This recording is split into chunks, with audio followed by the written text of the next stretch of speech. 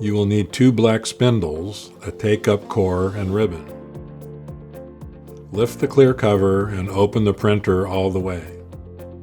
Insert one of the black spindles into the take-up core, making sure the flange is facing to the right of the printer. Insert the take-up core into the forward position by inserting it into the left spring-loaded side first.